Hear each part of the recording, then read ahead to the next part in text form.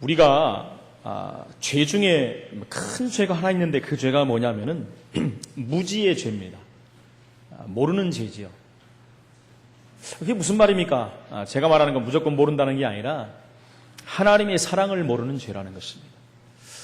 하나님의 사랑이 그리스도를 통해서 십자가에서 분명하게 선명하게 나타났는데도 불구하고 그 사랑을 모르는 사람들이 너무나 많다는 것이죠. 그것이 가장 큰 죄라는 것입니다. 지난주에 집사람이 이렇게 동네에서 저 뒤쪽으로 가다 보면 대구탕집이 있어요. 아시는 분들은 아시는데 유명한 분인 곳인데 저도 그래도 그쪽으로 다니다 보면 어떤 나이 좀 드신 할아버지가 강아지와 이렇게 항상 앉아 있어요. 저는 무심코 이렇게 지나다녔는데 집사람이 워낙 강아지를 좋아하니까 동네 강아지를 다 이렇게 상관을 하거든요. 만져보고 이쁘다 그러고. 그래서 또 사실 그것이 전도의 문이 될 수 있죠.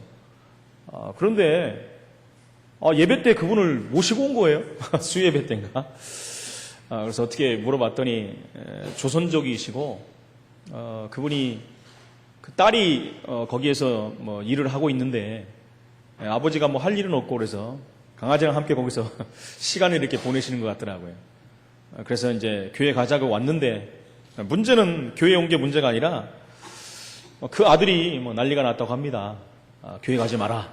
그분은 교회 다니고 싶고 예배 때도 오고 싶고 뭐 기도회까지 다 오시겠다고 했는데도 불구하고 아들이 난리가 났다고 합니다. 교회 가면 큰일 난다고. 알고 봤더니 그 집안이 전체가 이렇게 거의 무속을 끼고 사는 집안. 집안에도 그런 사람이 있고 그래서 교회 가면 큰일 난다. 어떻게 합니까? 아버지가 못 오게 됐고 그 딸을 이제 집사람이 또 이제 어제 만나게 됐고 제가 말씀 준비하다가 9시까지 좀 시간을 내라. 그 딸의 또 남자친구도 와 있고 자기도 교회를 다녀야 되겠는데 뭐 이런저런 핑계를 대는 것 같습니다. 그러더니 술을 자기가 너무 잘 먹는데도 교회를 가도 되겠느냐. 교회 가면 술을 끊어야 되는데 괜찮습니다 라고 말을 하라고 그랬죠. 그래서 이제 만나러 괜찮다고 해서 마시라는 얘기는 아닙니다. 왜 웃는 거예요 지금. 만나러 갔는데 없어졌어요. 사단이 얼마나 이 교활하고 방해를 하는지. 분명히 만나기로 하고 저도 막 설교 준비를 막 급하게 끝내고 갔는데 없어진 거예요. 전화를 해보니까 남자친구랑 또 술집에서 술을 마시고 있다고. 그러면서 또 술을 마시는데도 교회를 가도 되겠느냐 뭐 이런 얘기를 하면서 결국 만나지를 못한 거예요. 사단이 이렇게 하나님의 사랑을 알게 하는데 방해하고 그 사랑을 모르게 만들고 그래서 결국 사람들은 더 큰 죄 속으로 빠지는 것들을 보고 있는 것입니다. 먼저 그 전부터 제가 들어가는 현장에 거기에 사역자의 동생이 명문대를 나오고 또 잘 나가던 사람이었는데 어느 날 이렇게 정신적인 문제가 와버린 거예요. 그래서 저하고 한번 좀 만나게 하겠다고 그렇게 말하는데 그렇게 지금 몇 달이 지났는데도 못 만난 거예요. 그래서 안 되겠다. 내가 시간을 내야지. 그래서 월요일 날 기도회를 좀 우리 목사님한테 맡기고 좀 가봐야 되겠다. 전화를 드렸습니다. 강서구에 있는데 사단이 계속 방해를 합니다. 그때는 한번 만나기까지 약속을 다 해놨는데 집을 나가버렸어요. 집을 나가고 3일 만인가 4일 만에 거지가 돼갖고 들어왔다고. 사단이 이렇게 방해해요. 약속을 다 해놨는데. 그래서 또 시간이 차일피 미뤄지다가 또 이제 오늘까지 왔는데 그래서 제가 기도를 많이 하고 있습니다. 또 사단이 또 내보내면 어떻게 합니까? 내보내면 또 못 만나는데. 그러면서 그 만남을 통해서 그 남편까지도 좀 만나달라. 이런 부탁이 왔는데 너무나 많은 사람들은 하나님의 사랑을 두려워하고 하나님이 없다라고 하고 또 아까 말한 그 중국 동포 그 집안의 사람들은 그 집안 사람들이 아니라 딴 사람이네요. 많은 사람들이 이렇게 만나다 보니까 여러분들이 밑에 내려가 보면 이제 지하에 오늘 가보면 뭔가 바뀐 게 있을 겁니다. 브라인드를 좀 창문마다 예쁘게 좀 쳐놨고요. 성도님이 좀 또 헌신을 하셔가지고 그러다가 보니까 이 옆에 건물에 3층인가에서 그걸 하고 있어요. 그래서 그분들과 연결돼갖고 또 일을 하고 또 이제 앞으로 거기서 실사도 한다고 합니다. 그래서 여기 앞에 하는 것들도 멀리 갈 필요도 없이 이제 옆에서 할 수 있고, 그러면서 집사람이 또 이제 계속 건들지 않겠습니까? 그랬더니 뭐라고 하냐면, 예수님이 자기 싫대요. 예수님이 뭐라고 한 것도 아닌데, 예수님이 싫다는 거예요. 직원도 싫다고 그러고, 자기 부장도 싫다고 그러고. 참, 예수님이 뭐라고 했습니까? 자기들을 위해서 십자가에 죽으신 분을 싫다고 하고 있어요. 하나님을 모르면은 굉장히 큰 죄가 될 수밖에 없는 것입니다.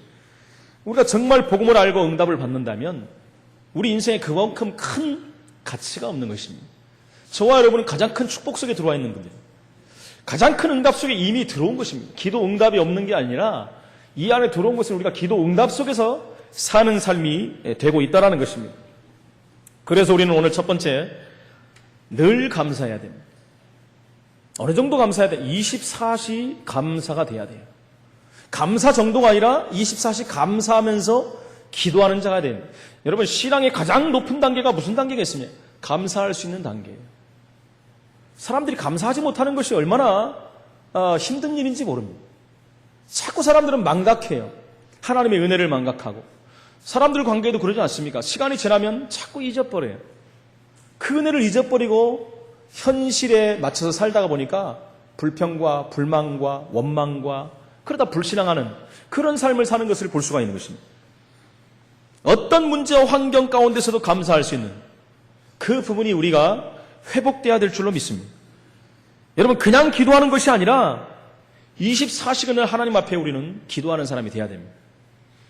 그전에는 우리가 저도 그렇습니다. 옛날에 기도할 때는 기도하는 내용이 전부 넋두리고 불평이고 원망이고 뭔가를 늘 달라야 되고 뭔가를 달라고, 하나님 딴 사람도 주는데 왜 나는 안 주냐고 맨날 달라고 하는 기도가 주목적 아닌 거예요. 혹시 여러분들 한번 생각해 보세요. 내가 기도하는 기도가 어떤 기도를 하고 있는가? 기도 끝이 항상 주시옵소서로 끝나지 않습니까? 여러분, 우리가 그럴 수 있습니다. 정말 하나님 감사합니다라는 기도를 우리 기도 속에 얼마나 우리는 하고 있습니까? 하루에 얼만큼 우리가 하나님께 감사합니다. 우리가 눈을 뜨고 눈을 감을 때 정말 우리가 하나님 앞에 감사할 수 있습니까? 여러분, 어떤 상황이 와도 우리는요, 하나님 앞에 감사해야 돼요. 그 상황을 주신 하나님께 감사해야 돼요. 그 상황이 우리를 무너뜨리는, 우리를 힘들게 하고 어렵게 하는 상황이 아니라는 것입니다. 늘 말하는 요셉은요, 노예로 가서도 감사했어요. 억울하게 노예로 가고 또 감옥에 갔는데도 불구하고 하나님 앞에 감사하는 사람이 됐어요. 여러분, 저와 여러분이 어떤 경우가 됐든 만약에 억울하게 감옥에 가게 됐다. 여러분, 감사할 수 있겠습니까? 여러분, 죄를 져서 갔는데도 감사할 수 있겠습니까, 여러분? 요셉은요, 어떤 죄를 진 적도 없습니다. 억울하게. 그죠? 감옥에 갔어요. 노예로 가고. 근데 그의 기도는 항상 하나님께 감사하는 자예요. 어느 정도였습니까? 24시. 그걸 어떻게 봅니까? 24시 기도했다는 내용이 나옵니까? 내용이 나오죠. 항상 하나님이 함께했다. 그래서 그 결과 형통한 축복을 누렸다. 금요 기도 때도 말씀드렸지 않습니까? 불신자가 보고 알 만큼 내가 너를 보니까 하나님이 너와 함께 하시는구나. 하나님이 너를 통해서 형통케 하시는 것이 보이는구나 라고 할 정도로 24시 하나님 앞에 감사하며 기도하는 자가 요셉이었다는 것입니다. 다니엘은 죽는지 알면서도, 그렇죠, 내가 기도하면 죽는지 알면서도, 왜요? 그런 법이 정해졌거든요. 지금 왕 이외에 다른 사람이 기도하면 사자굴에 들어가는 법이 정해졌어요. 그런 죽는 줄 알고도 평소에 하던 대로 그대로 하나님 앞에 기도했다는 거예요. 근데 성경에 보니까 뭐라고 나왔습니까? 감사하며 기도했다 그랬어요. 저는 말씀을 준비하면서 다시 한번 생각해봐요. 늘 우리가 알고 있고 제가 금요 기도 때도 말씀한 내용인데 제가 어제 준비하면서 다시 한번 생각을 해봤어요. 그 상황을 한번 생각해봤습니다. 상황을 한번 생각해봤는데 과연 내가 그 상황에 처하면 내가 감사하며 기도할 수 있겠는가? 아니, 기도 자체를 할 수 있겠는가? 그걸 한번 생각해봤습니다. 한번 보십시오. 지금 다니엘은요, 포로로 끌려온 그 나라에서 지금 신하로 섬기고 있는 입장입니다. 근데 지금 어떤 상황이 왔냐면은 하나님의 은혜 가운데 사실 한마디로 너무 잘 나가요, 지금. 포로로 온 사람이 너무 잘 나가니까 모든 신하들이 시기하고 질투하고 틈만 보면은 고세에서 죽이려고 하는 것입니다. 그냥 틈을 보니까 늘 하나님이라는 분한테 기도하고 있는 모습을 본 거예요. 그래서 이제 잡았다. 이제 기회가 왔다라는 것입니다. 그래서 왕에게 가서 말씀하지 않습니까? 여러분, 왕이 아니라 다른 사람에게도 옆구리 긁어지면 싫어하는 사람 하나도 없어요. 왕에게 가진 아부를 합니다. 왕보다 높은 사람은 없습니다. 너무너무 좋아하는 거예요. 그 틈을 놓치지 않고. 그런데 이 왕 외에 다른 사람을 섬기고 기도하는 자가 있으면 어떻게 할 것입니까? 혹시 그런 자가 있으면 사자굴에 넣는 법을 제정합시다. 왕이 기분이 너무너무 좋으니까 허락을 해버린 거예요. 허락하는 증거로 도장을 찍어버렸어요. 왕의 도장을 찍으면 왕도 어떻게 할 수 없는 것입니다. 그런데 그것을 지금 공포했는데도 불구하고 다니엘은 평소에 하던 그대로 하나님 앞에서 기도하면서 감사하며 기도했다는 거예요. 여러분, 그냥 말씀만 듣지 마시고 상황을 한번 생각해 보세요. 이건 대단한 것입니다. 그것은 뭡니까? 용기가 있어서 그렇습니까, 여러분? 그냥 단순히 믿음이 좋은 겁니까, 여러분? 아니에요. 그는 그 이상의 것을 본 것입니다. 그가 하나님을 섬기고 하나님이 다니엘과 함께 하는 그 엄청난 비밀을 누리고 있는 중이고, 자기가 왜 이 땅에 와 있고 무엇을 해야 되며 왜 살아야 되는가, 모든 답이 다 나와 있는 거예요. 언약이 있는 사람입니다. 그래서 하나님 앞에 그는 감사할 수밖에 없는 거예요. 왜요? 이 상황을 통해서도 하나님이 또 하실 것을 알았기 때문에. 나라가 망해버리고 노예로 왔는데도 하나님이 하시는 것을 봤거든요. 자기가 죽게 됐는데도 하나님이 하실 일을 알고 있기 때문에 그는 흔들리지 않았어요. 담대하게 하나님 앞에서 감사하면서 기도한 모습을 본 것입니다. 우리는 어려움이 오고 문제가 올 수도 있습니다. 실수할 수도 있습니다, 여러분. 또 신앙에서 조금 이렇게 어긋나는 경우가 올 수도 있습니다. 여러분, 그럴 때마다 여러분 흔들리지 마십시오. 흔들리고 싶어서 흔들릴 사람이 어디 있겠습니까만. 그때마다 항상 내가 누군가를 확인하셔요. 내가 받은 구원이 얼마나 엄청난 것을 확인하세요. 그러면서 내가 지금까지 살아온 부분에 하나님이 응답하신 부분들을 한번 생각해 보세요. 단 한 번도 하나님은 저와 여러분을 놓친 적이 없습니다. 우리가 모를 뿐이지. 하나님 단 한순간도 한눈 판 적이 없으세요. 저와 여러분을 불꽃 같은 눈동자로 지키시고 보호하시고 인도하시고 함께 하신다는 것입니다. 여러분, 세상은 지금도 고통과 저주 재앙 가운데 무너지고 있습니다. 여러분, 하루라도 평안한 날이 없어요. 뉴스 속에 들어가 보면 별일들이 다 일어납니다. 제가 오늘 새벽에 잠깐 이렇게 스마트폰을 통해서 이렇게 사회면들을 좀 봤어요. 그랬더니 매번 사고들이 이렇게 많이 일어나는지. 어떤 초등학교 안에서는 남자 둘이서 활극을 벌였더라고요. 흉기를 가지고. 그래서 한 명이 사망을 하고 한 명은 중상을 입고. 이유를 알아보니까 삼각관계에 걸려가지고 남자 둘이서 이제 싸움이 붙은 거예요. 그러니까 한 남자가 초등학교로 이제 도망을 간 거죠. 담을 넘어서. 담이 얕으니까. 그 남자가 또 뛰어 들어온 거죠. 근데 보니까 둘 다 흉기를 가지고 지금 무협지를 보는 것 같습니다. 초등학교에서 그것도. 한 명이 사망을 하게 되고 한 명은 중상을 입었다. 참, 이 얘기를 들으면서 지금 이게 어느 나라 얘기인지. 여러분, 점점 있을 수 없는 일들이 이렇게 벌어져요. 사건, 사고가 일어나는 거 보면 여러분, 제가 보면요, 이거는 사단이 하지 않고는 이런 일이 벌어질 수 없구나, 라고 생각할 만큼 의아하고도 이상하고 기괴한 사건들이 계속 벌어지고 있는 거예요. 어제는 또 30대 주부가요, 어린 딸들 둘을 싣고 바다로 돌진을 했다고 합니다.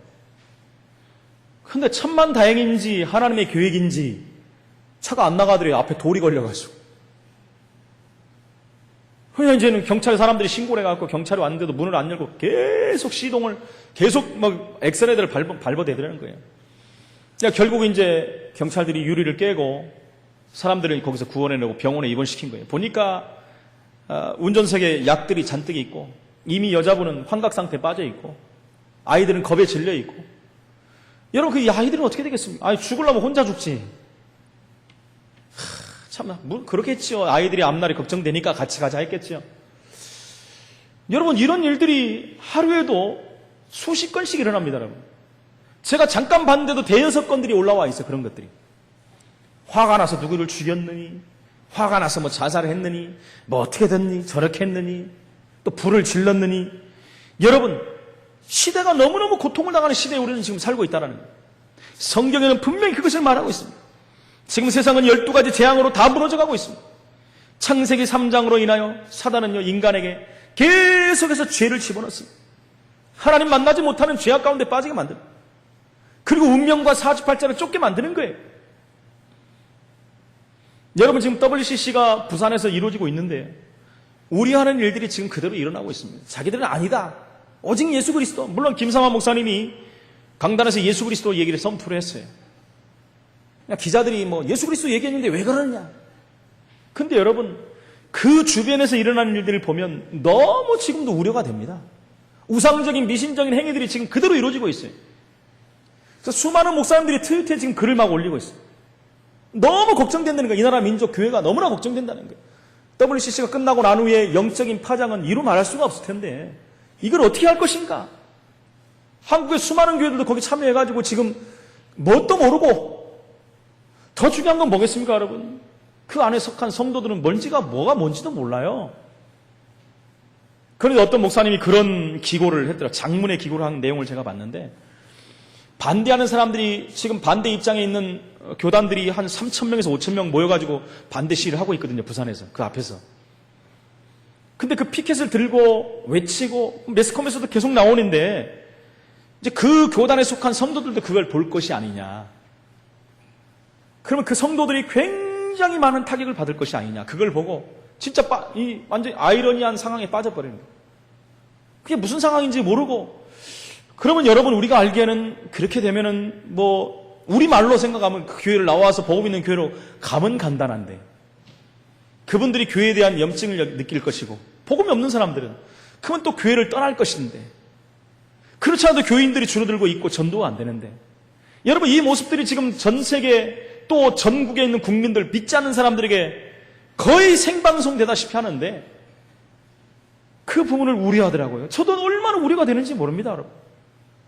저는 웬만하면 이제 그 교계에 있는 얘기들을 안 하려고 하는데 너무 우려가 돼요. 여러분, 시대가 너무나 어렵습니다. 사단이 쳐놓은 그물에 사단이 지금 완전히 발아가고 있는 사단이. 한국교회에 이런 일이 벌어집니까? 정확한 복음 인도가 일어나니까 사단이 참지를 못하는 거예요. 그래서 종교 통합주의를 앞세우고 있고요. 모든 방법들, 수단들을 다 강구해갖고 지금 한국교회를 무너뜨리려고 사단은 전략과 계략을 가지고 치고 들어오고 있다는 것입니다. 창세기 3장 사건으로, 창세기 6장 네피림 시대로 고통하는 시대를 만들어버린 거예요. 창세기 11장 사건을 통해서 지금도 욕망의 바벨탑을 쌓고 만드는 거예요. 제2의 바벨탑, 제3의 바벨탑 사건들이 지금 곳곳에서 일어나고 있다는 것입니다. 그 사건들이 지금요, 사도행전 13장, 16장, 19장으로 지금 이어지고 있지 않습니까? 무속과 점술과 우상이 횡행하고 모든 사람들이 거의 다 거기 다 빠져 있습니다. 빠져 있는지도 모르고 빠져 있어요. 그러다 보니까 이어서 불신자 6가지 상태로 사람들은 무너져 가고 있습니다. 12가지 재앙 속에 고스란히 사람들은 무너져 가고 있다. 왜 망하는지도 모르고 지금 망해가고 있다는 것입니다. 잘못하면 우리도요, 주위의 환경을 통해서 큰 어려움을 당할 수 있는 거예요. 여러분, 그것이 맞는지 안 맞는지 모르고 쫓아가는 성도들은 영적인 직격탄을 맞게 되어 있는 것입니다. 큰 문제가 봉착하면 그때 어떻게 해야 되겠습니까? 여러분, 우리는 그래서 감사하며 기도해야 돼요. 우리가 복음을 알고 복음 가진 교회에서 하나님을 섬기고 있다는 자체를 감사해야 돼요, 여러분. 여러분, 만약에 우리 당회와 제가 WCC를 찬성하고 부산에 갑시다. 여러분들 다 참여는 않겠지만 참여할 수 있게 종교가 통합돼야 되고, 전 세계가 하나가 돼야 되고, 가난한 사람을 도와야 되고. 여러분, 이번에 거기 보니까 동성애자들을 옹호하는 글들이 난무하고 동성애자들이 모일 수 있는 공간까지 다 만들어놨어요. 지금 거기에다가 성경에 완전히 반대되는 일을 하고 있으면서 자기들은 안 한다는 거예요. 지금 속속이 그런 행위들이 다 올라오고 있어요. 지금 인터넷에.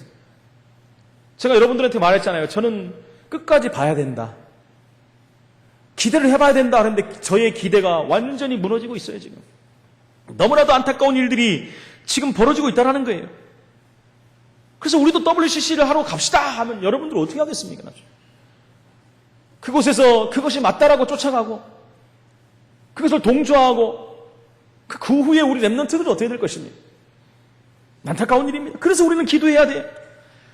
우리는 하나님의 계획을 알고 있는 사람들이기 때문에 사단이 왜 무엇을 어떻게 하는지 알고 있기 때문에 우리는 오늘도 영적으로 무장해야 되는 것입니다. 영적으로 무장하고 감사하면서 하나님 앞에 있어야 된다는 것입니다.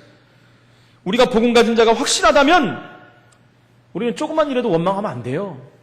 불평해서도 안 됩니다. 우리가 해야 될 일이 너무나 많고 가야 될 길이 너무나 많고 봐야 될 일이 너무나 많은데 우리가 조그만 일에 작은 일에 붙잡히고 얽매이고 거기에 시간을 다 낭비하면 안 된다는 것입니다. 하나님 복음 가진 저와 여러분 우리 교회를 통해서 하실 일이 너무나 많은데 그 일을 해나가는데 걸림돌이 되면 안 됩니다. 모든 것 내려놓고 수용하고 포용하고 오직 복음 진리를 향해서 우리는 가야 돼. 그것이 모든 것을 알기 때문에 그것이 하나님의 소원이요 하나님의 계획이라는 걸 알기 때문에 우리는 오늘도 또 남들이 뭐라고 하든 말든 왜 너희는 그리스도만 말하냐 하거나 말거나 우리를 혹시 핍박하고 죽인다고 할지라도 우리는 복음 앞에 진리 앞에 서야 돼요. 여러분 성경에 분명히 말하고 있습니다. 나중에 가면요 정말 목숨을 걸어야 될 때가 온다 그랬어요. 진리 앞에 배도하는 일들이 계속 벌어진다 그랬어요. 배도가 뭡니까? 어떤 사람들은 WCC가 하나님을 배도하는 일에 본격적인 시작이라고 말을 합니다. 배도하는 게 뭡니까? 하나님을 거역하는 거예요. 배도하는 게 뭡니까? 예수님을 거역하고 적 그리스도를 섬기는 것입니다. 그런 날이 분명히 온다고 성경에 나와 있습니다. 그때 여러분들은 어디 편에 설 것입니까? 우리의 육신의 생명에 생을 걸겠습니까? 영원한 생명에 생을 걸겠습니까? 사람들은 보이는 것에 생을 겁니다. 가장 중요한 것이 뭔지를 모르기 때문에 그렇습니다. 그래서 우리는요 그날에 오기 전에 복음으로 더욱더 뿌리를 내리고 각인화시켜야 돼요. 그것이 우리로 끝나는 것이 아니라 우리 후대에까지 전달되고 후대가 복음으로 완전히 무장하고 그 시대가 오면 영적 싸움에 승리하는 우리 후대들로 만들어야 된다는 거예요. 그게 저와 여러분들의 사명이요 살아있는 이유라는 것입니다. 신약시대에 가장 고난을 당한 사도 바울은요 성경 13권을 보면 감사하는 내용들이 줄을 잇습니다. 여러분. 그래서 제가 오늘 사도 바울이 고백한 그 감사의 내용들을 좀 여러분 성경 구절을 좀 말씀드리려고요. 혹시 한번 여러분들이 적을 수 있으면 구절을 적어서 나중에 성경을 좀 확인하시기 바랍니다. 로마서 1장 8절에 보니까 먼저 내가 예수 그리스도로 말미암아 너희 모든 사람에 관하여 내 하나님께 감사함은 너희 믿음이 온 세상에 전파되므로 너희 믿음이 온 세상에 전파되는 것 때문에 나는 하나님께 감사한다. 로마 교인들에게 지금 하는 말입니다. 고린도전서 1장 4절로 7절에 보니까 그리스도 예수 안에서 너희에게 주신 하나님의 은혜로 말미암아 내가 너희를 위하여 항상 하나님께 감사한다. 너희에게 주신 하나님의 은혜 때문에 내가 항상 감사한다. 바울은 이런 고백을 합니다. 그러면서 고린도전서 15장 57절에 보니까 우리 주 예수 그리스도로 말미암아 우리에게 승리를 주시는 하나님께 감사한다. 승리를 주신 하나님께 감사한다 그랬어요. 여러분 이런 상황들 한번 보십시오. 바울 사도는 지금 전도 운동을 해나가면서 3차 전도여행까지 한 사람입니다. 그가 전도여행을 하면서 겪었던 일들은 말로 다 할 수 없는 것입니다. 죽을 고비가 한두 번 있었던 것이 아니에요. 핍박과 감옥에 갇히는 일들이 한두 번 있었던 것이 아닙니다. 쫓겨다니는 일들이 한두 번 있었던 일이 아니에요. 근데 늘 감사하면서 에베소 1장 15절로 16절에 보니까 이로 말미암아 주 예수 안에서 너희 믿음과 모든 성도를 향한 사랑을 나도 듣고 내가 기도할 때 기억하며 너희로 말미암아 감사하기를 그치지 아니하였다. 너희로 말미암아 감사하기를 그치지 않았다. 에베소 5장 20절에 보니까 범사에 우리 주 예수 그리스도 이름으로 항상 아버지 하나님께 감사했다. 항상 아버지 하나님께. 항상이라는 건 뭡니까? 여러분 24시를 말하는 거예요 지금. 빌립보 1장 3절 5절에 보니까 내가 너희를 생각할 때마다 나의 하나님께 감사하며 간구할 때마다 너희 무리를 위하여 기쁨으로 항상 간구함은 너희가 첫날부터 이제까지 복음을 위한 일에 참여하고 있기 때문이라.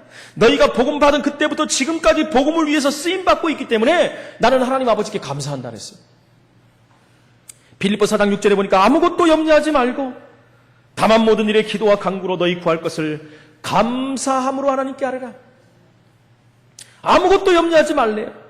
그 염려거리가 바울 사도는 늘 공존했는데도 불구하고 본인은 감사할 뿐만 아니라 남에게까지도 얘기합니다. 24시 감사 기도하라는 거예요. 골로새 1장 3절 5절에도 우리가 너희를 위하여 기도할 때마다 하나님 곧 우리 주 예수 그리스도의 아버지께 감사하노라.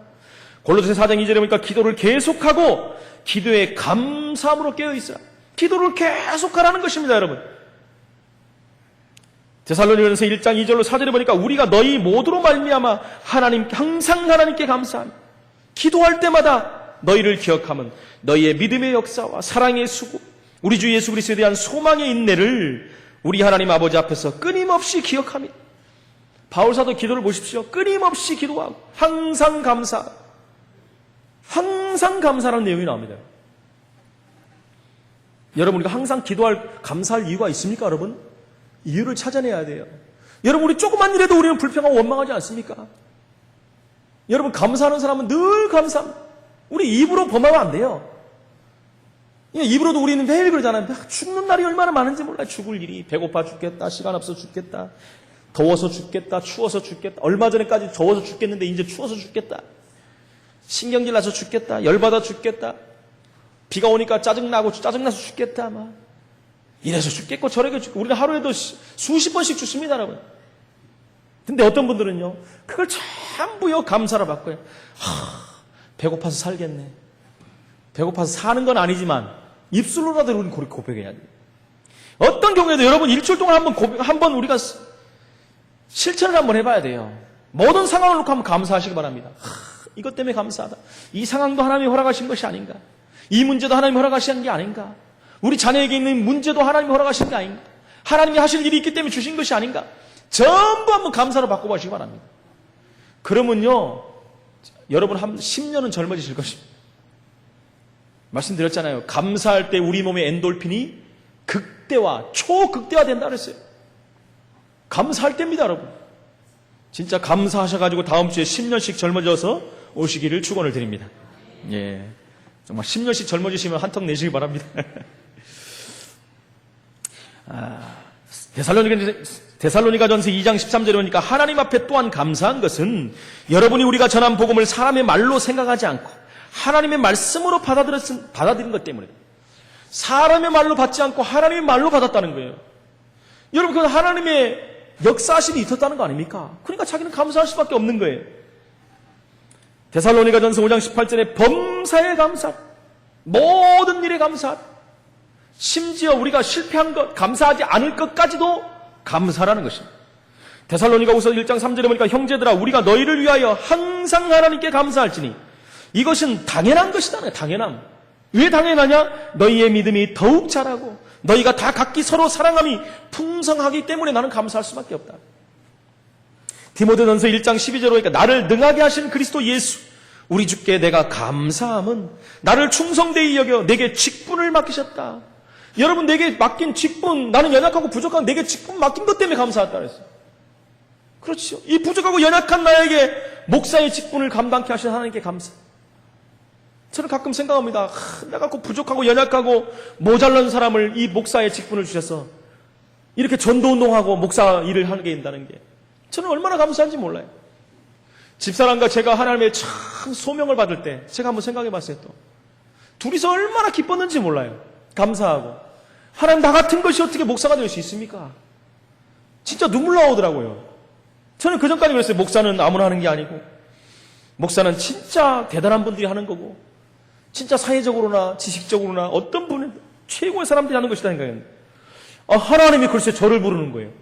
그래서 제가 한번 생각해봤어요. 내가 사회적으로 명망이 있나, 배경이 있나, 백이 있나, 많이 배웠나, 뭐 가진 게 있나, 뭐 인격이 좋은가, 성품이 좋은가, 거기에 부합되는 게 하나도 없어요.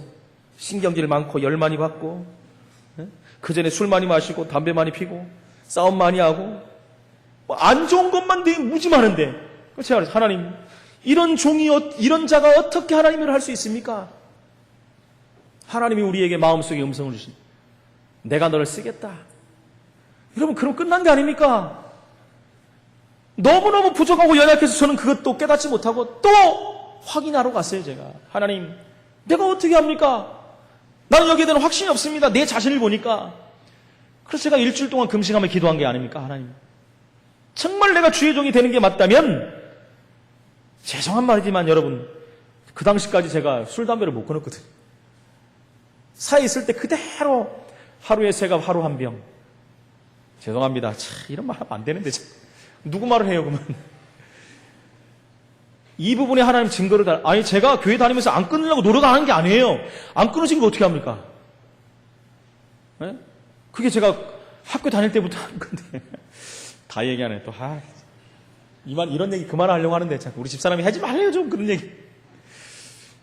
근데 누구 예의를 들을 수도 없고, 여러분도 좀 예를 좀 갖고 오세요, 저한테. 제가 해드릴게. 근데 하나님께서요, 일주일 만에 생각도 안 하게 만드셨어요. 제가요, 너무나 깨닫지 못하고 모르니까, 일주일을 기도하는데요, 한 이틀 기도한 것 같아요. 여러분, 하루에 한 끼만 굶어도 저는 지금 못 살아요. 제가 그 당시에 어떻게 그랬는지 몰라요. 물만 먹고 일주일 있었다니까요. 근데 얼마나 평안하고 기쁘고 감사하고. 그때 당시에 만났던 모든 목사님들이 그 주위에 있는 사람이 다 얘기해. 당신 가야 된다고. 근데 물어보지도 않았는데 당신 주의종 해야 된다고. 아니 다 물어봐요. 내가 뭐 너무 모르니까 모든 상황들이 그렇게 몰아가더라고요. 그러니까 제가 안 할 수가 없잖아요. 집에 돌아와서 너무너무 감사해서 주리 하나님께 감사하고 이 축복 속에 들어온 거 아니겠습니까, 여러분? 그러니까 제가 감사 안 할 수가 없지요. 저를 보니까요. 감사할 조건들이 너무나 많은 거예요. 감사가 없는 조건이라도 우리는 감사해야 되는 거예요. 저와 여러분이 이 축복을 누리시기를 축원을 드립니다. 마지막으로 빌레몬서 1장 4절 5절 보니까 내가 항상 내 하나님께 감사하고 기도할 때 너를 말하면 주 예수와 및 모든 성도에 대한 내 사랑과 믿음이 있음을 들음이다. 예수와 모든 성도에 대한 너의 사랑과 믿음이 있음을 들었다. 바울이 얼마나 기쁘겠습니까? 복음 듣고 구원받은 영혼들의 그들을 통해 사랑이 나타나고 믿음이 보여지니까 얼마나 기쁩니까? 여기 서 있는 목사가 어느 때 최고 기쁩니까? 여러분들이 의뢰받고 응답받고 힘을 얻고 주의 일에 쓰며 현장에 승리하고 이러면은 저는 그것만큼 기쁜 게 없어요. 근데 여러분들이 불신앙하고 헷갈리고 뭐 교회 안 오겠다고 하고 세상이 더 좋다고 하고는 제가 말은 안 하지만 뒤에 돌아가서 얼마나 마음이 아픈지 몰라요. 진짜 그렇더라고요. 주의 종의 마음은 그렇더라고요.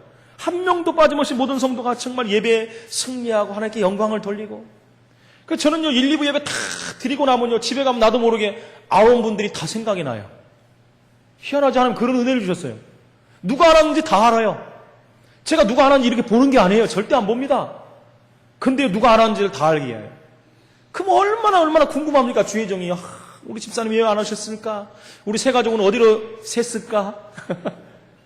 무슨 일이 있을까? 또 어디가 아프신 건가? 막 그런 근심이 와요. 하지 말아야 되는데 주의 종 입장에 당연한 거예요. 그럼 그분들을 위해서 기도하고 제가 집사님한테 우리 집사람한테 한번 전화해봐라. 우리 전사님들한테 전화해보십시오. 그리고 저도 한 번씩 전화해보고. 여러분 그게 주의 종의 기쁨이기 때문에 그래요. 하나님 앞에서 여러분들이 복음으로 성장되는 모습을 보면은 하나님이 기뻐하시지만 저도 얼마나 기쁜지 모릅니다. 이렇게 된다면 정말 우리가 감사한다면 눈이 열리게 됩니다. 눈이 열리면 현장에 우리는 승리하는 증인으로 설 수가 있다는 거예요. 근데 우리가 의심하고 불안하고 염려하고 이런다면은요, 그건 가장 큰 질병입니다. 그 질병이 육신까지 연결되기 때문에 큰 어려움이 올 수밖에 없다는 거예요. 그런데 우리가 감사하면서 무시기도가 회복된다면 우리의 모든 것은 바뀌기 시작합니다. 뭐부터요? 생각부터 바뀝니다, 여러분. 생각부터. 그렇지. 모든 문제, 사건, 어려움을 만남이 와도 생각부터 바뀌어. 이 만남을 통해 하나님이 하실 일. 이 문제를 통해 하나님이 하실 일. 이것을 하나님이 아시지. 이것부터 바뀔 수밖에 없다는 것입니다. 이 감사의 축복 회복되기 시기를 축원을 드립니다. 두 번째, 오늘 본문에 보니까 제자들을 책망하시는 예수 그리스도의 모습이 나옵니다. 감사하지 못하고 제자들을 책망해요. 예수님과 함께하는 그 자체가 얼마나 감사합니까, 여러분? 그런데 예수님이요, 사실은 주무시고 계셨어요. 예수님은 육신을 갖고 오신 분이기 때문에 우리 여러 사람과 똑같아요. 신성도 있으시지만 인성으로 배고프시고 피곤하시고 아프시고 똑같습니다. 피곤하셔서 사역을 마치시고 바다를 건너가기 전에 주무셨어요, 잠깐. 그래도 우리가 알다시피 광풍이 호수로 내리쳤다 그랬어요. 광풍이 뭡니까? 한마디로 미친 바람이에요. 광풍이 몰아치니까 파도가 잠잠하겠습니까? 뒤엎어지는 거지요. 그러니까 뱃속으로 물이 다 들어와갖고 지금 넘칠 지경이 된 거예요. 절대 정명의 위기가 온 것입니다. 그래서 제자들이 예수님을 깨운 거예요, 지금. 여러분, 예수님은 해결할 수 있다라는 믿음이 있었던 거예요, 그죠? 그러니까 예수님을 불렀지요. 주여, 주여, 우리가 죽게 됐나이다.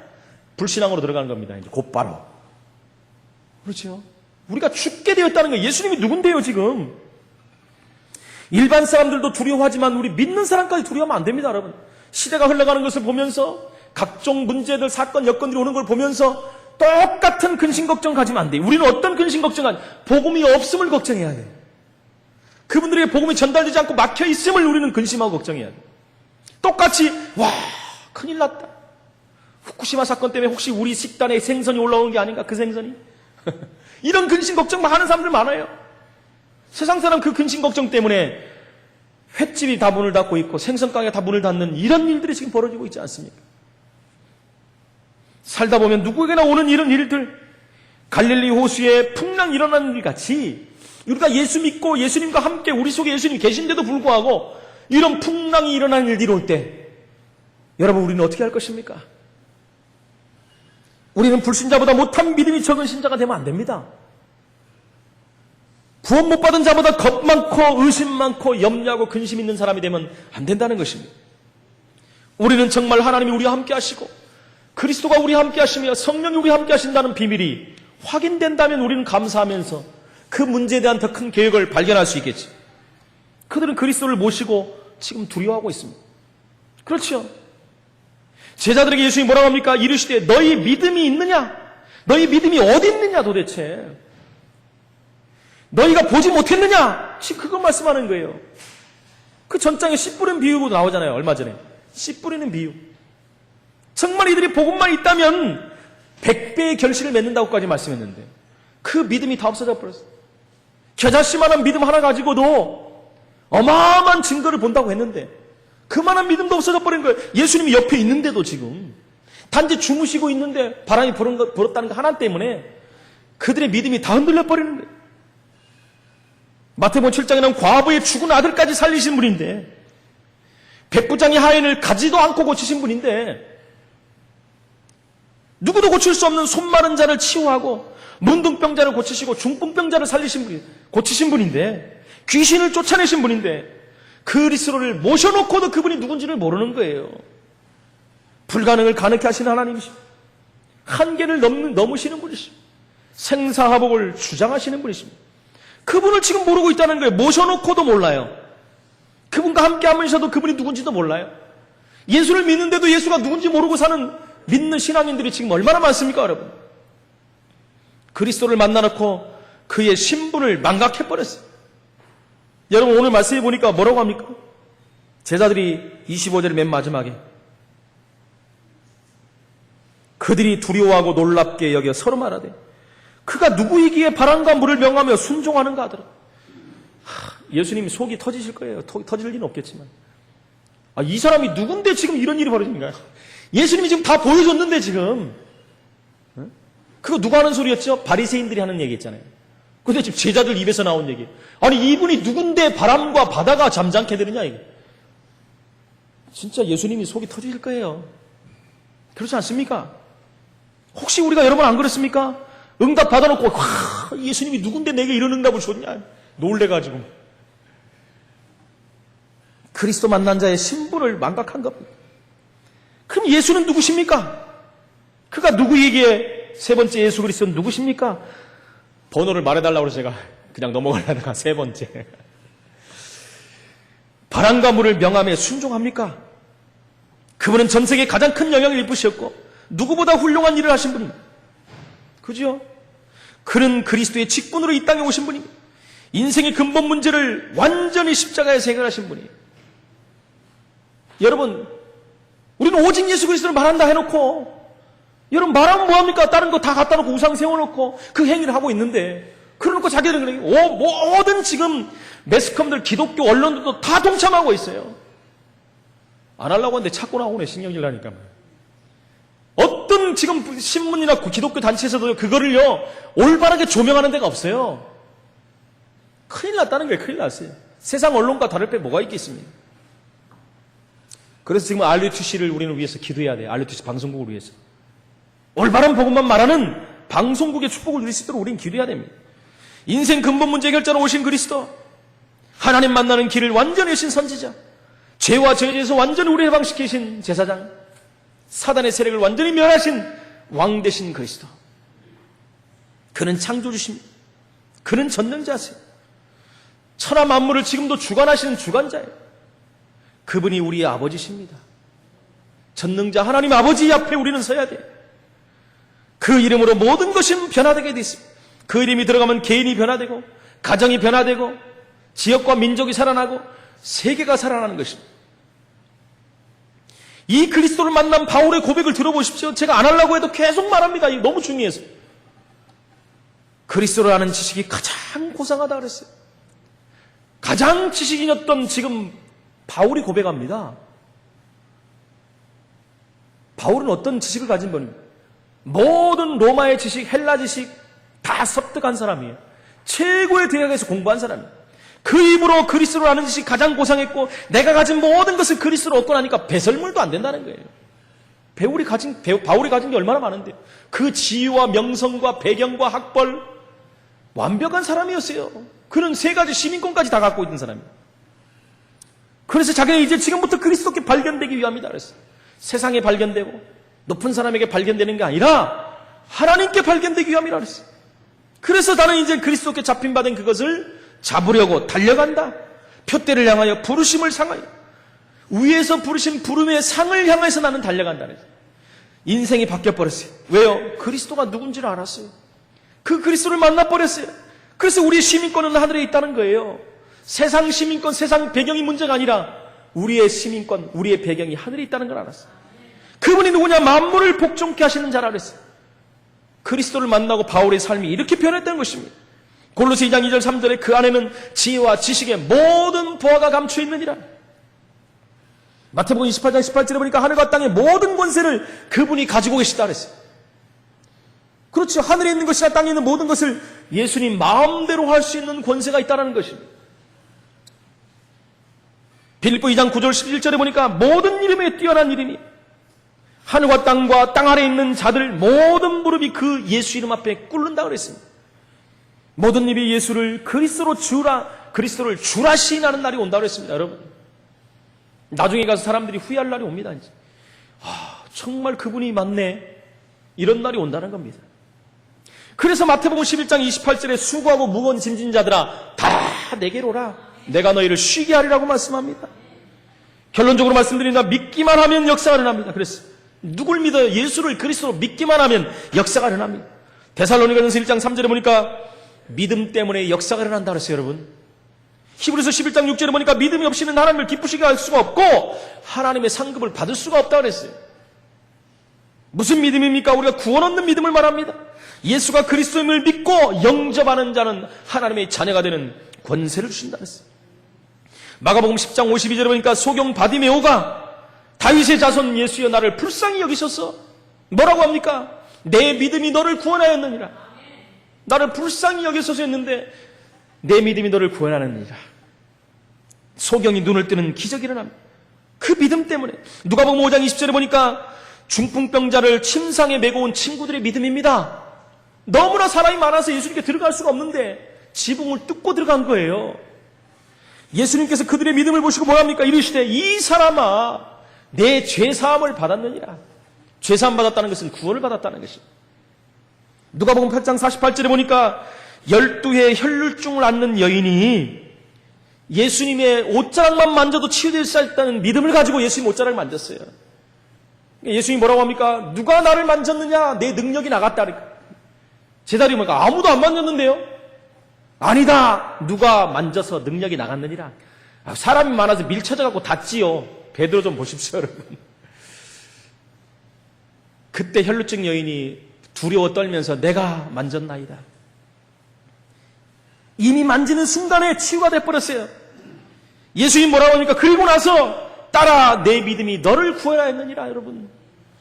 여러분 우리의 믿음이 어느 정도입니까?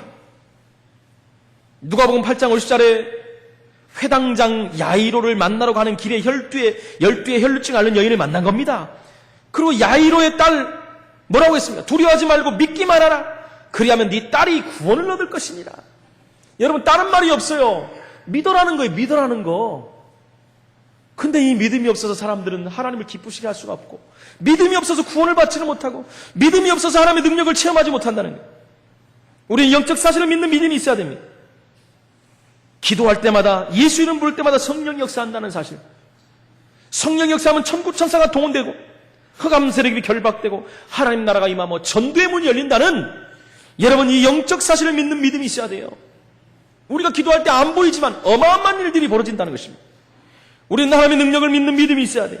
하나님이 어떤 분이십니까?